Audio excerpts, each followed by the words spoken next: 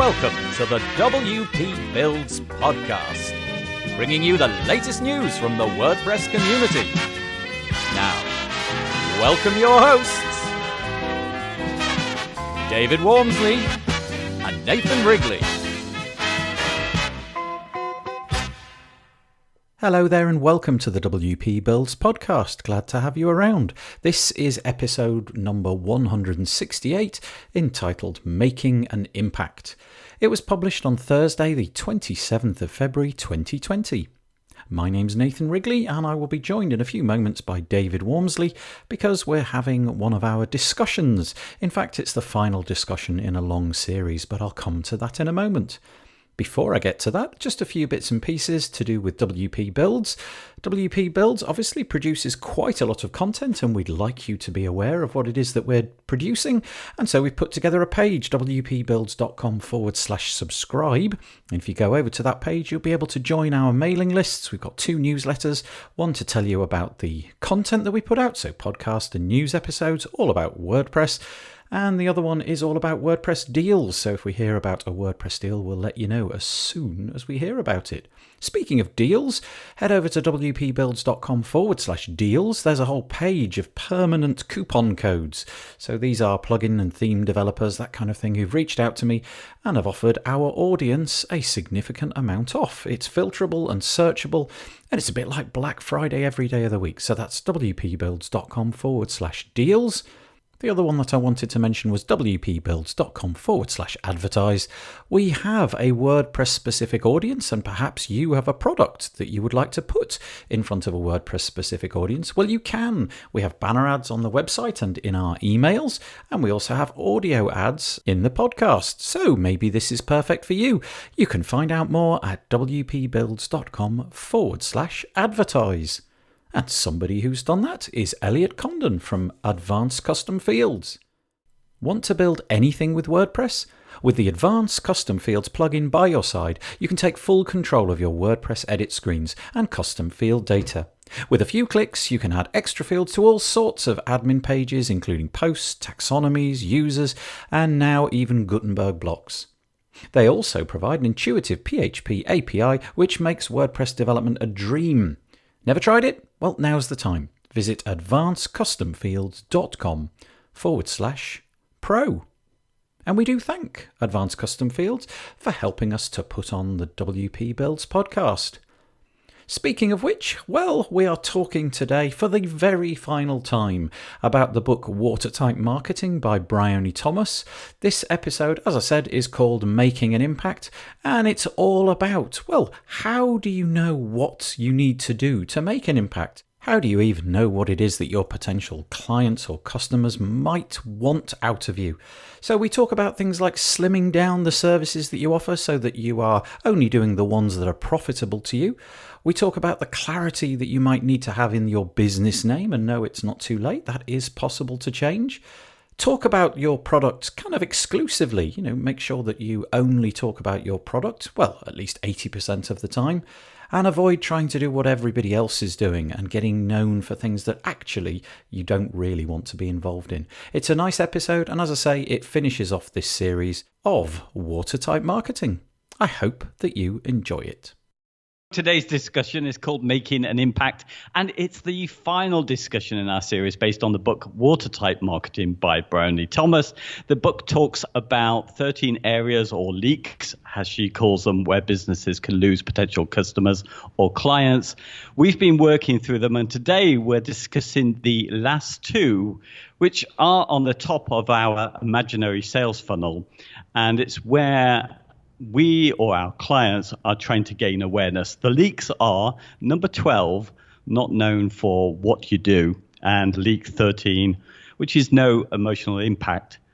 So, well, Nathan, we've cut down the book a little bit, haven't we, slimmed it down to the kind of main points that we'll talk about. Yeah, I think, on these two topics, yeah? Yes, I think probably best, if we did every single one of her suggestions, we'd have been here for 6 months or more. So we've combined, in the last few episodes, we've combined two different topics in one. But I think these two fit fairly well together. I wonder if anybody's actually gone out and bought the book on the back of this. It'd be quite interesting to know if anybody's sort of taken taken some important information out of the book and read it for themselves.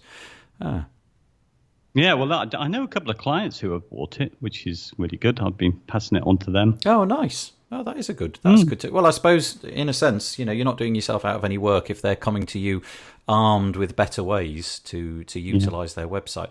I'm guessing that this book could be deployed in any business as well. Obviously, we've been taking it from the perspective of somebody that uses WordPress and has a website building business, but you can use it if you're a gardener or a lawyer, for example. It wouldn't matter.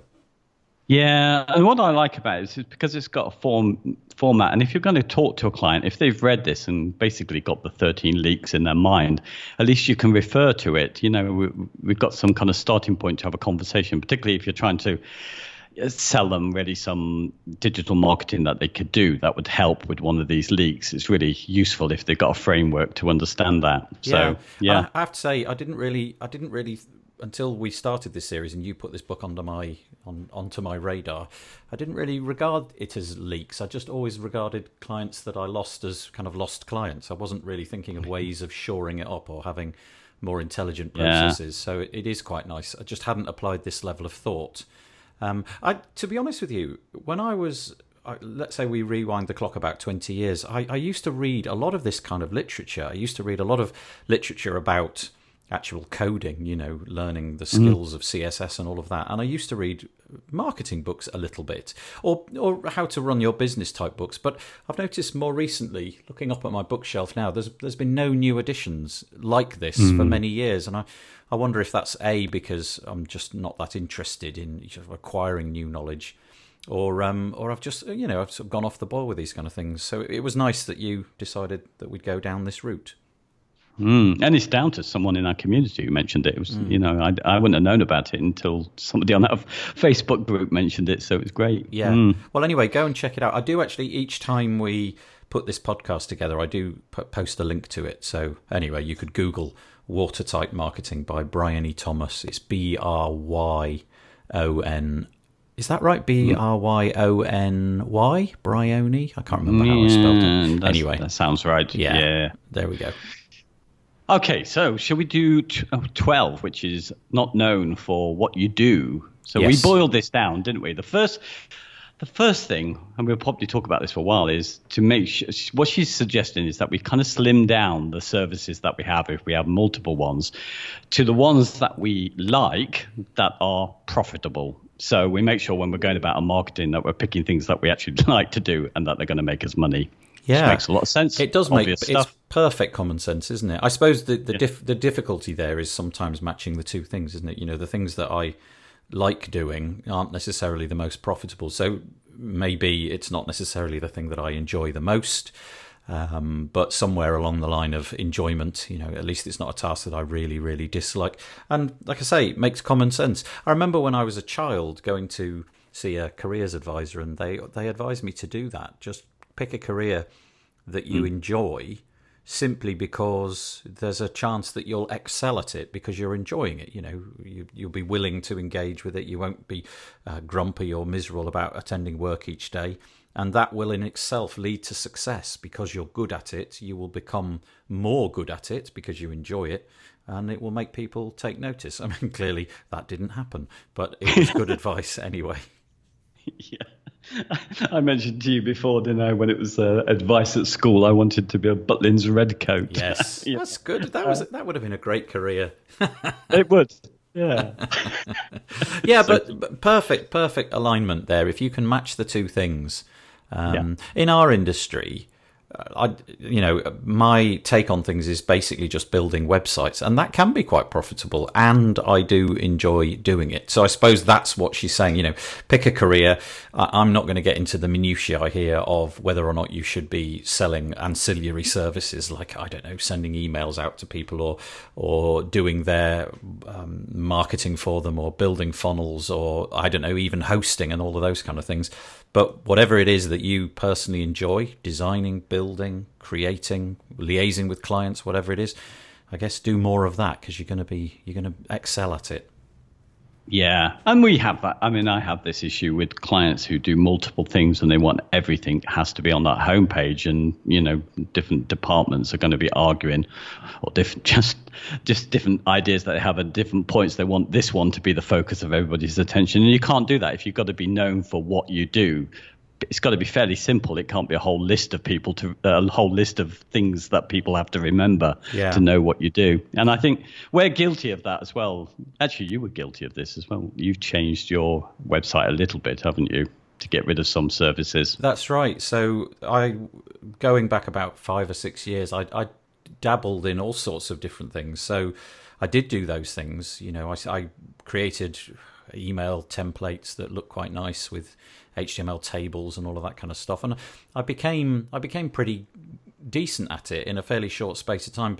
But it wasn't a good revenue stream for me. I was essentially learning because I thought that this might generate some revenue, but it never really did. I had a couple of clients and it kept me fairly busy, but it never took off. And so in the end, I just cut my losses. I didn't have an overarching strategy. I really wasn't thinking about doing things that I enjoy at that point. I was simply coming at it from the point of view of profitability and wasted time.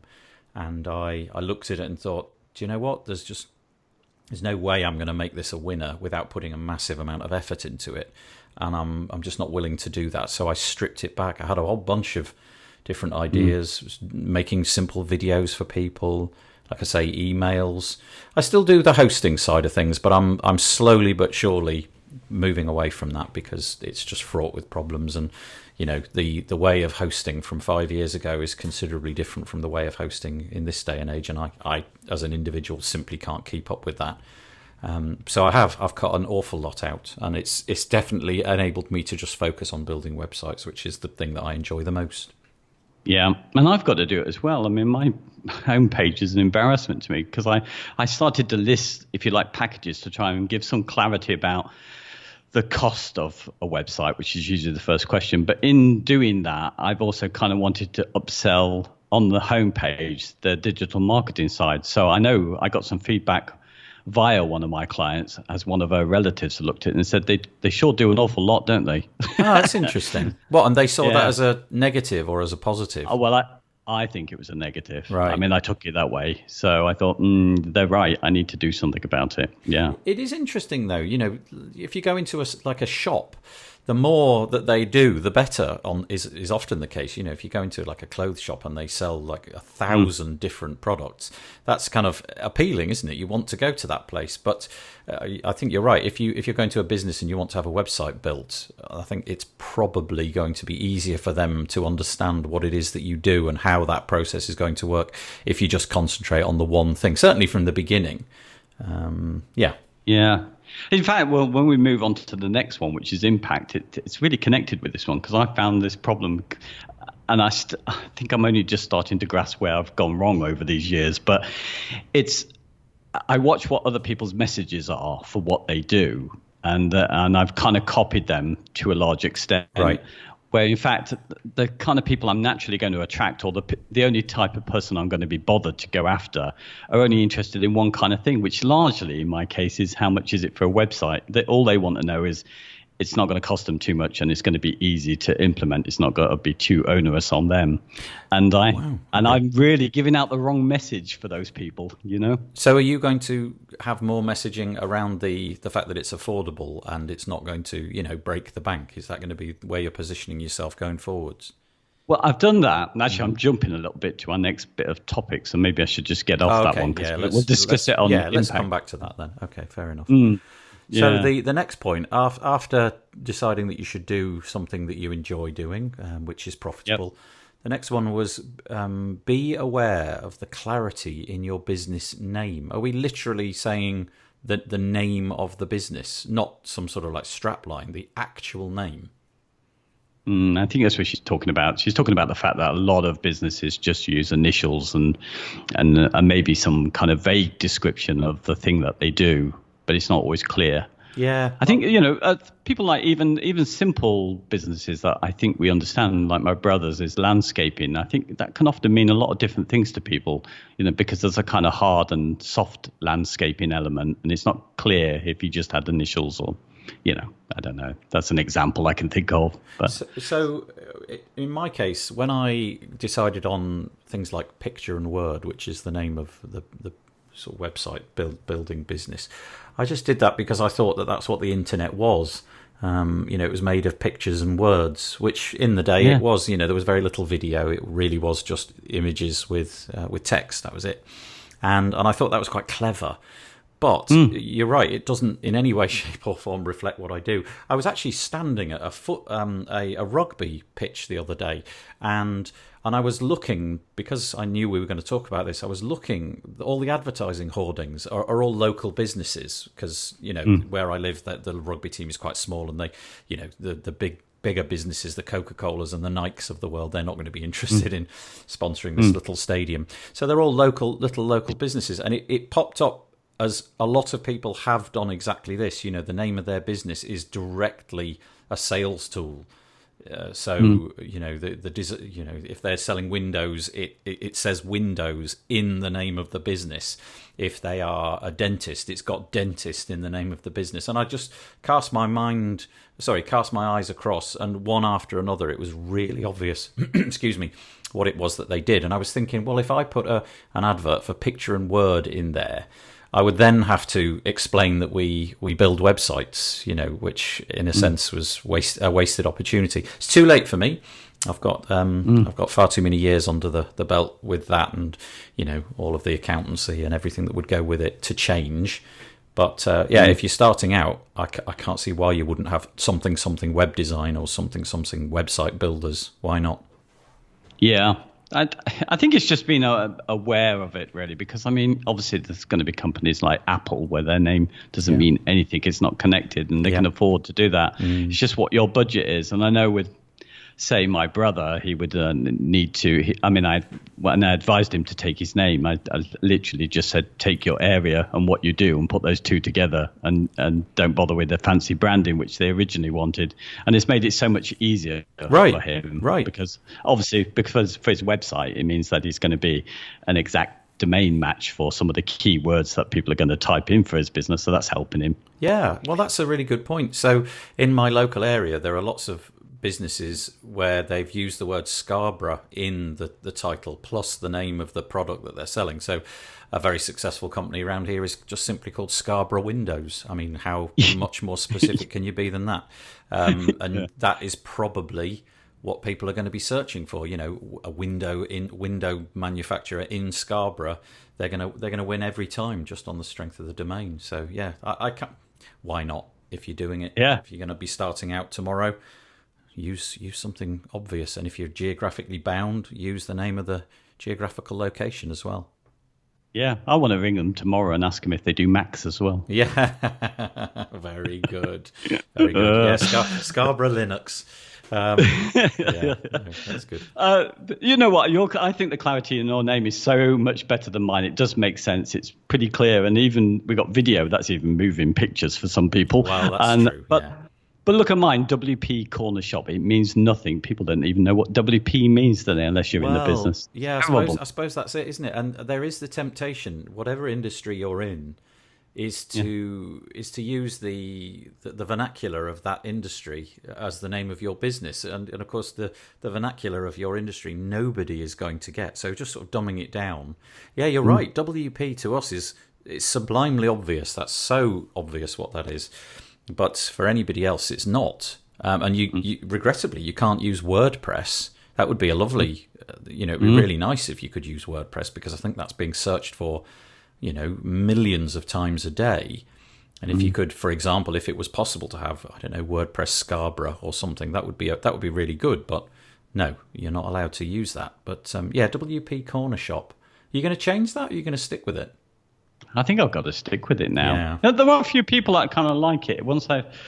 Again, the concept is constantly changing as I'm kind of working out where I fit in and what I'm offering. So the idea is still quite useful, because it does mean, and I intended it that way, is that I can sell different types of products, if you like, and it will kind of make sense that they're strung together, because they are separate things that we do. So that kind of helps in a way, but it also gets in terms of understanding the name, doesn't help me at all. Well, I like the idea of shop. Having shop in there is quite good because it does imply that you've got a range of things, as you just said. We should probably point out, because I don't know if corner shop is an international word, but in the UK, a corner shop is basically the little tiny local shop that you would go to if you needed a pint of milk or you needed some matches or something like that. It's dying out as the giant supermarkets take over, but when I was a child, virtually every street corner had a corner shop. And you would go there, and it would be your local go-to for just anything that you needed right away. So it has the resonance of being, a kind of one-stop shop. But also, I suppose it's kind of dying out because, the new generation of children don't know anything about corner shops. They probably wouldn't even know what that meant. No, I guess that's true. I mean, I guess I'm appealing to the UK audience of a certain age anyway, so I wanted that kind of homely feel to it, that was the thinking behind it. And also the idea of kind of transparency. That was where I tried to be different, try and get prices up front and that kind of thing, try and make it easy. So it was a good idea, but it's a terrible name, really. Well, I don't know. I suppose, like anything, you said Apple, and I'm going to throw Amazon into that as well. Yeah. It just doesn't mean anything. If you've got a certain critical mass and you've got enough SEO juice where the keywords that you actually want to rank for, so for example WordPress or website builder or whatever it might be, that can work for you. But it's a quick, slightly easier win to go with a business name which will impact Google, I guess. Yeah. Okay. So the next one. So her other point was make sure that we that 80% of what we talk about publicly is related to what we do. So I think she's talking about the fact that, I think she's mainly looking at where we have kind of social media, and we might, that we might have an active channels, but we're not talking about, we're not reminding people of what it is that we do. And right. Is she sort of trying to say there, don't muddy your social platforms with personal stuff? So in other words, if you've got, let's say, for example, a Twitter account that you're using, or an Instagram account which is tied to your business, don't then muddy that with stuff about your family or what have you, and be very mindful that you she's saying 8 times out of 10, for every 10 posts that you make sure it's directly talking to, in our case, building websites or building services around websites. So don't go off in random directions. Don't go talking about internet security for a couple of weeks or 3 posts in a row. Make sure that you really are hammering home that message, so that, because I do it all the time. I end up on a Twitter feed of somebody who's caught my attention, and I do go back. It's sort of like a little habit that I've developed. I go back and I look through to see what it is that they've been talking about. I found a tweet, I found a post somewhere, and I think, oh, that's really insightful. That's great. I'm glad somebody shared that. And then I want to see if that person is an authority on that. So I scroll back in their past, and in many cases that's the case. They've probably obeyed this rule, whether they knew it or not. And then in other cases you realise it was just a bit of a one-off, and so you kind of close the window and move on. But good point. I mean, why not?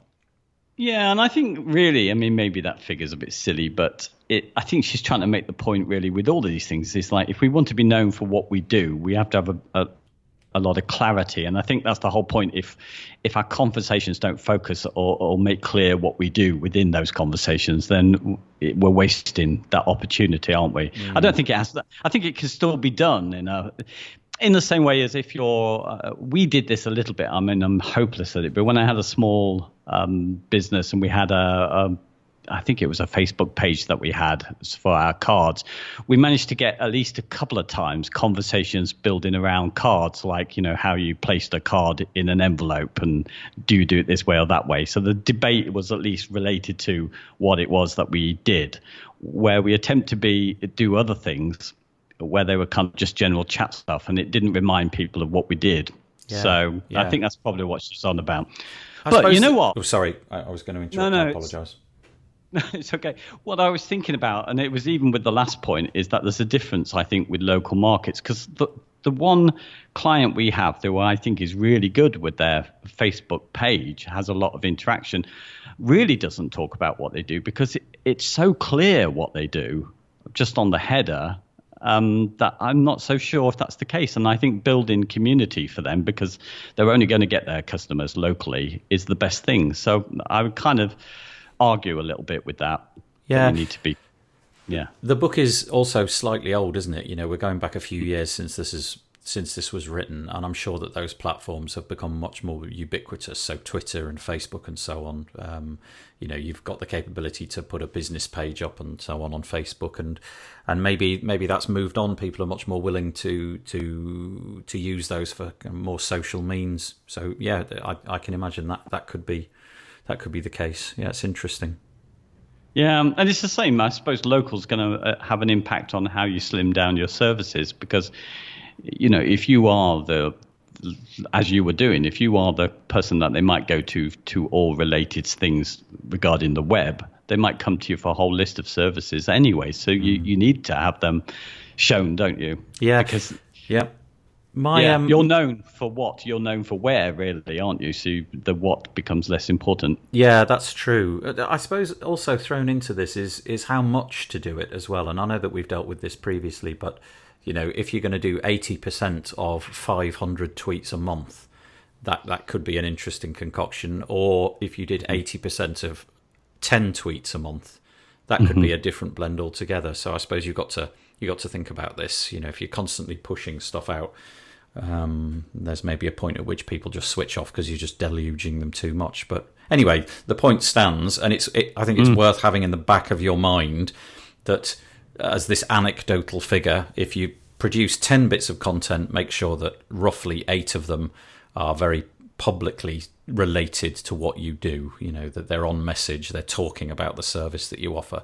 So in my case, if I was to go back to blogging for my business, which I just can't seem to sustain that, make sure that 8 out of 10 are directly related to what I do, not to go off on random directions. A good example of that would be when I did do blogging years ago, and I didn't stick with it for very long, I found that I was creating blog pieces which would help other WordPress users to solve fairly technical things. And that was completely the wrong message, because all the audience that I'm attracting there is people doing the work that I already do. So basically my competitors. So it would have been far more useful to write more generic posts about how to use a page builder or how to get WordPress to do some simple little task. And in my case, it was about things like, adding a class to the body of the HTML so that it reflected what categories were attached to that page or something like that, which wasn't really helpful for the end user. No, and I think that's pretty much, most of us would have done that if we tried to do some blogging. I did as well, because I tried to set my business up under my own name, and then I did exactly the same, because it's really hard to know for our business what they're going to read, really. What are they going to search for web developers? Well, yeah, I suppose it would be, in my case, I could certainly write about, all sorts of less difficult things. I think that's the measure of it, isn't it? If somebody's coming to me to have a website built, clearly they want to sort of hand that over to me. So I might do posts about, how to set WordPress up, or how to maximize the reach of your SEO, how to use a certain SEO plugin that I know that I'm going to install on their website anyway, those kind of things. Perhaps the sort of things about care plans and what you offer, those kind of things, more about the business and less about the how-tos of WordPress. Yeah, I mean, I think that's the problem when you do these blogs. How-tos do really well for gaining traffic, but how to for our customers is really quite tricky, because if we don't want the type of client who wants to do it themselves, and we want to lead as experts, then it's really hard to come up with content for them, I think. Yeah, it is. That is tricky, because essentially most of the content that you would create would in some way jeopardize the capability of selling a website. It's just the nature of it. So yeah, that is it's interesting. Anyway, blogging I suppose is one thing, but it might be less about blogging and more about social media and so on and so forth. A lot of my clients do social media posts about, for example, events that they attend. So, look, this week we're at the Law Festival in Richmond or something, and here we are manning our booth, and we spoke to 17 people today all about this, that, and the other. That seems to be quite effective, So there are ways to do it. In terms of whatever industry you're in, I expect with a little bit of thought, you could come up with a whole ton of articles that don't pauperize the chances of you getting clients. Yeah, I think so. Yeah.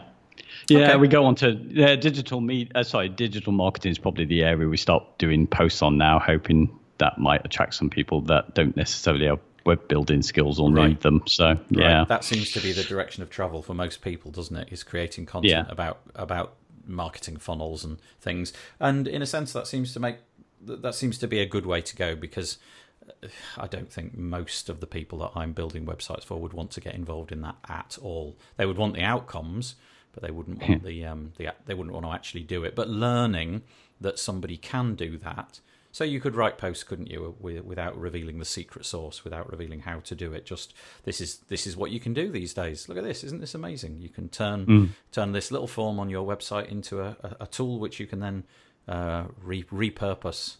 With targeting and pixels and all that, but you don't have to say how it's all done. Yeah. Shall we go to the next point, which is she's mentioning avoid following what everyone else does, because some things are just like Marmite, where you can you're just going to lose everybody if you try to please everybody. So you've got to take a side, and I think it may be not true, but I've often said this about people in our industry, and what I've done as well is that we do tend to copy each other with the same kind of messaging, instead of going out there with something different, which is what I'm attempting to do now, but I'm doing it blindly. But I think it's very hard to be original. I think I really struggle to find anything unique about what I do. My UVP, if you like, the one thing that I keep saying to people on the phone is, look, it's just me. You're going to end up just dealing with me. I'm going to build it. I'm going to be your single point of contact, and I'm local. I'm literally here. It's not like you have to pick up the phone. I could be at your office within half an hour if you want me to come and have a meeting with you. Those kind of things. But putting messaging out there which is unique, goodness, I really struggle with that, especially because competition is so fierce. There's so many people trying to put their messaging out. I've never I don't think I've ever really succeeded at that. Like I said, the only thing I can say is it's just me, and if that appeals to you, if you like that relationship, then maybe I'm a good fit. Yeah. You know what? It's interesting that, because was mentioned before, I think the where is so important more than the what with you. But interestingly, you don't put your face up there, and they do buy into you. So you're not. I mean, you're public everywhere. Obviously, doing this podcast and all the kind of video stuff as well that you do. Yeah. Everybody can see who you are, but that's not part of your essential business. No, I don't mention it at all. Unless somebody specifically asks that question, something along the lines of how long have you been working with WordPress or something, which is very rare actually, then I might say, look, I do this podcast, and I think I've done that twice, maybe a couple more. I don't know, but not a lot. I don't. I but I think that's where you're going to succeed as well, because you're very amiable, very easy to talk to. And you want people to have that relationship with you. It's not like you want to get their money and then literally you'll never see them again. You want to be actually on a Skype call working through with them. And so those things are going to be important to you. And I think you've got that in bucket loads. You can talk, you're cogent, you make sense, you're very kind. You've got a nice manner about you. And I think that's going to be one of the ways that you'll win. Oh, can I have the really fiver nice. now? Yeah. Indeed, you can have a tenner. Yay. And it's true. And I guess it depends what kind of business. I was talking to somebody actually on the Facebook group, a thread about that, and I was just mentioning the fact that I'm soon coming up to 56. So my aims are very different from what I want for my business. So it does make you approach things differently.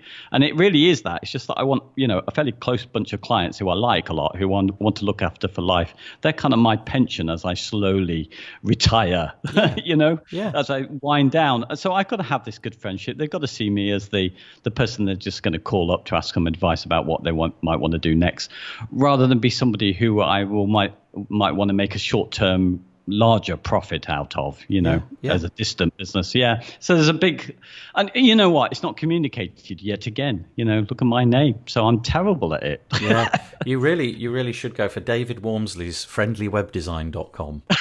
That would be the perfect name. But maybe that is us doing something which isn't following the trend. So the quote here is, avoid following everyone else. And it feels to me that in the way that the world is going, everything is conglomerating. Everything's getting bigger and bigger, and the idea of agencies growing to be huge and to have many personnel, that seems to be the direction of travel for a lot of people, and that's fine. And all success to you. It just isn't something that ever appealed to me, and there's no doubt in my mind that the clients that I deal with, they definitely like the fact that it's just me. There's no question. They like the fact that it's me and they can talk to me, and that over a period of a few months we get to chat on the phone quite a lot.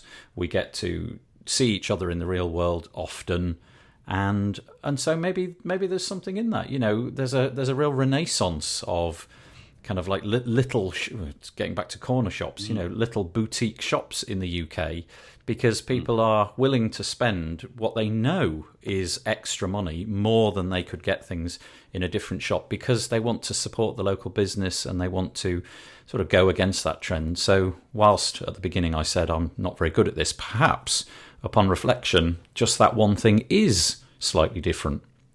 Yes, I think you're onto something there. It really does depend on what kind of business you want to run, and we are slightly different to many people in our industry. So, yeah, that is, you should be definitely sort of milking that side of things. I think that is our what. That is our what. Yeah. And I think you've got a great scope for that. Like you said, you want to have these clients for life, and if you manage to pick the right ones and you always do right by them, I think they're willing to stick with you, and you'll be the go-to for just everything, because it's David. We'll just phone up David, and that's kind of what you want, isn't it? They won't even sort of say the company name. It'll be, let's phone up David. He'll get it sorted for us, and that's the sweet spot that I think you and I want. I mean, I don't want them phoning up David. I want them phoning up Nathan, but you get the point. Yeah. Mind you, this leads on to the next one. Avoid getting accidentally known for something that you don't do. And she mentions, for search here, using things like negative keywords. So an example would be of negative keywords was if you're doing your adverts on Google, you would want to exclude certain terms. So if you were, say, a corporate lawyer, you might want to exclude terms like divorce, wills, custody, those kind of things, so you don't pick up kind of other lawyers' work. But you know what? This is the thing. why this led on nicely is because accidentally getting known for something you don't do. How many flipping calls or conversations do I get into about flipping emails and things like that, and other computer issues? So, I see. What and how's that happen then? I don't know. It's just because as far as many of my clients are concerned, that really I'm the IT guy. So it is talk to David, right? But more of them, many of them. I think I've reduced this a little bit, though. Think that you know something you don't know, or it isn't what we do. So I think it's really hard one to avoid. Right. Well, that's the downside of the personal approach, isn't it? Is that you end up becoming, literally the printer's broken. Let's phone up David, despite the fact he's in India and we're in the UK. David knows about computers. We need David to fix our printer. Yeah, I can understand what you're saying. I don't suffer from this too badly. I don't often get people asking. The last one I can remember is somebody emailed me and asked me to log into their router and mend it, which I kindly told them, oh, do you know what? That's just not really what I'm an expert at. No thanks. But that was clearly somebody who'd misjudged what I did. But we got them straight fairly quickly. But yeah, avoid getting known for things that you really don't want to be involved in. Who knows, though? There could be a flip side to that. Maybe you'll discover a niche because somebody phones you up and asks you to do something quirky, and you do it and actually discover that you're really good at it. Yeah, exactly.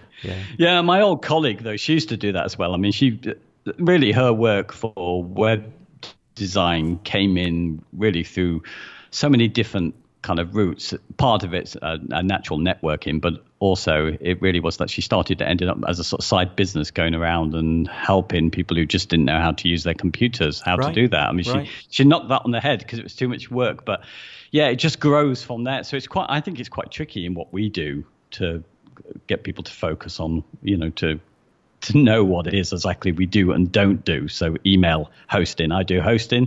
So a lot of people think it's the same thing, email hosting. Right. Okay. Yeah. And I guess it's just about being clear with, and just declining to do things when they're really not part of what it is that you should be doing. But yeah. Okay. I understand. Yeah. That's interesting. Yeah.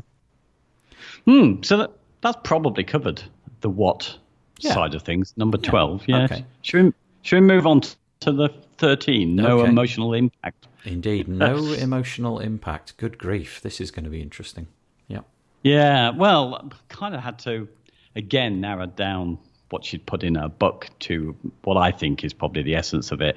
And really, I think she's talking about having a value proposition that connects with the right audiences, pressing their right buttons emotionally and finding the right pain points. I think that I've probably, on balance, got this wrong, and I would need to address this again because I can't remember where I picked this one up from, but the route that I've gone is it's almost like a scare tactic. I didn't mean it to be like this, but basically it was, firstly, you've got a broken website, I'll fix it. So I was working from the basis that, okay, everybody's now got a website. That ship has sailed. It's very unlikely, unless they're starting up their business, it's pretty likely they've already got one. But it's also quite likely that it's a bit out of date, or the software that they've been using for many years has grown cumbersome, or something's broken. So I went for we'll refocus you. We'll build something on a platform which is easy to use and widely deployed, and it'll be, it'll be responsive and so on. So I went down that route of let's refresh, if you like, what you've got going on. And then from there, it was about kind of, okay, now that we've done the website, we've now got the problem of maintaining the website. And look, here's a list of scary things that could happen. Like it could be hacked, or do you really want to be logging in every day to update your plugins and themes and so on? We'll do all that for you. So I'm not sure if that fits, if the messaging about me, as the individual, the person that I want to I want to deal with you on a one-to-one basis. Not sure how that jibes really. I think I've got a bit of a mismatch there. I think I should go more for the friendly local bloke with pictures of me on the website rather than the the fairly faceless UVP which I've got at the moment, which is about refreshing your online ambitions and that kind of stuff. Yeah, that's a good point actually. But actually I think it's quite ingenious that you've kind of picked the angle of kind of refreshing and modernizing the site as a kind of starting point. Yeah. I tried to do this. I don't know if I mentioned this before, but I tried to do this whole cold call thing where I set up a sort of separate product. Tell us. Go on.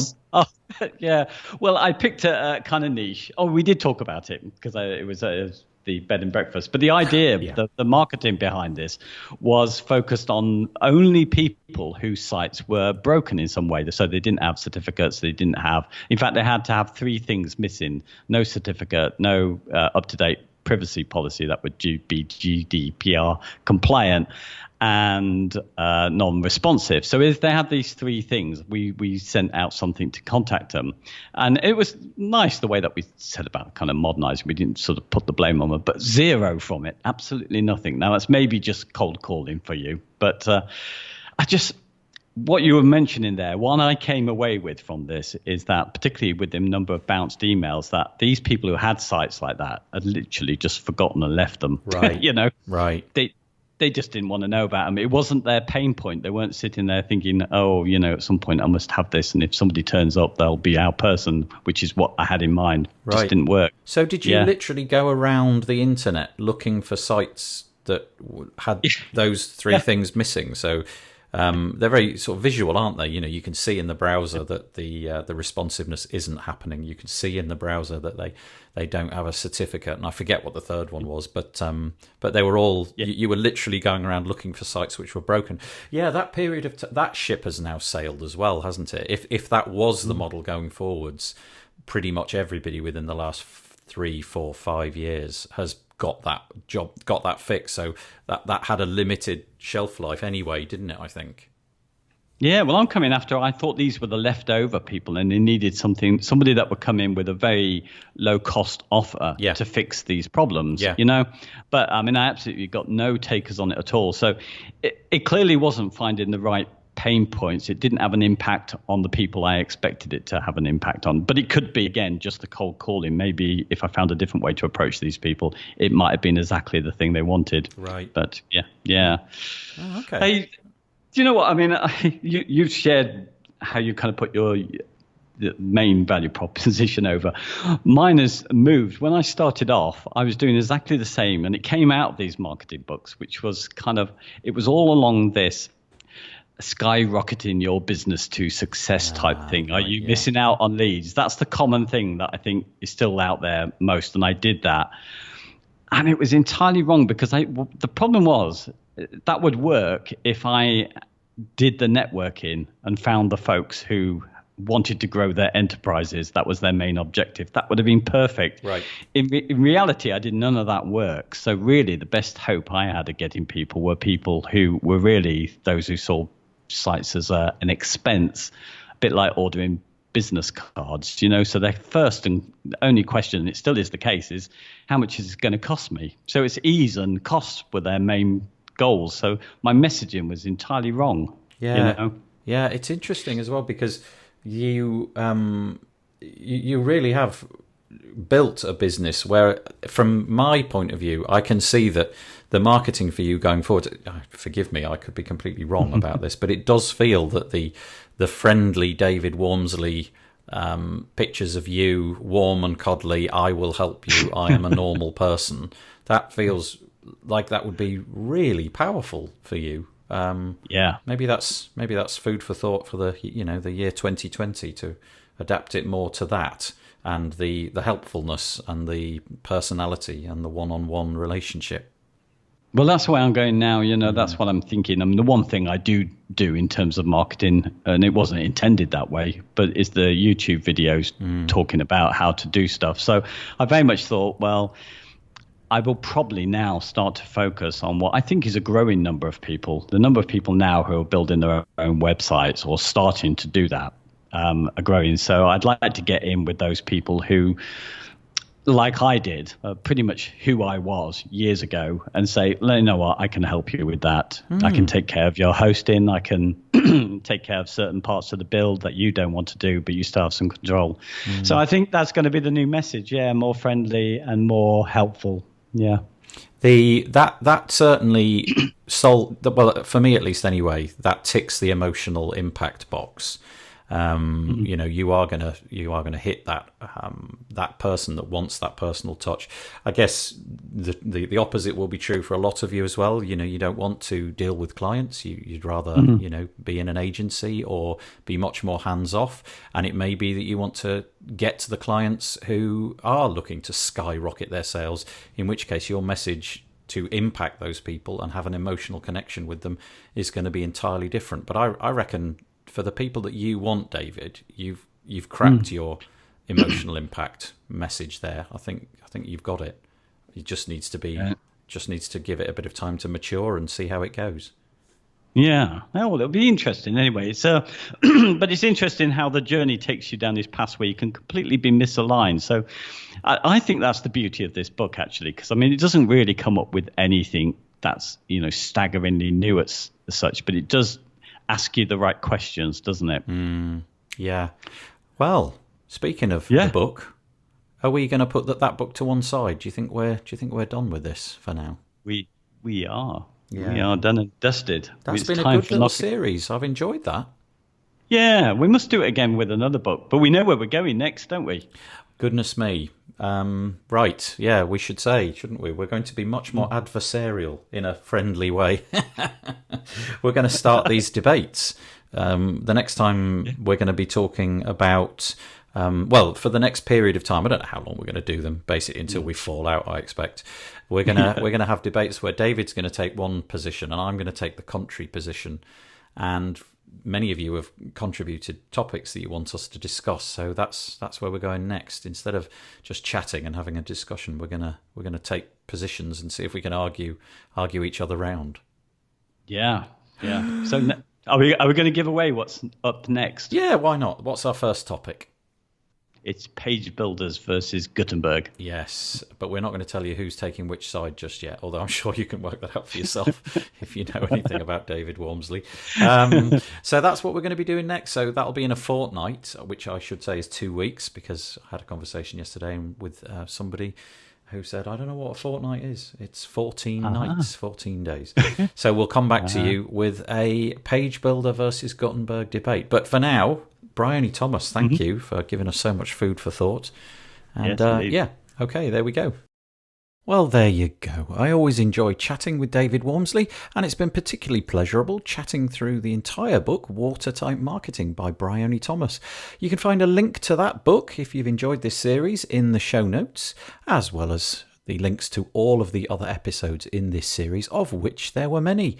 As David said, in a couple of weeks, we'll be having a debate, Gutenberg versus page builders, and we'll have to see how that goes. Do remember that WP Builds is more than just this podcast. We have a Facebook group over at wpbuilds.com/Facebook. We produce a news item every Monday, which you can subscribe to if you go to wpbuilds.com/subscribe. We produce the content, which is audio, every Monday morning at 7 a.m. UK time, so you can listen to it on your commute to work on Monday morning. And also at 2 p.m. in the WP Builds Facebook group, as well as wpbuilds.com/live. We have a live version of the news and we chat through what's happened in the previous week with some notable WordPress guests. So join us for all of that, and I hope that you have a good week. As always, I will fade in some cheesy music, which this week is very, very jolly. Bye-bye for now.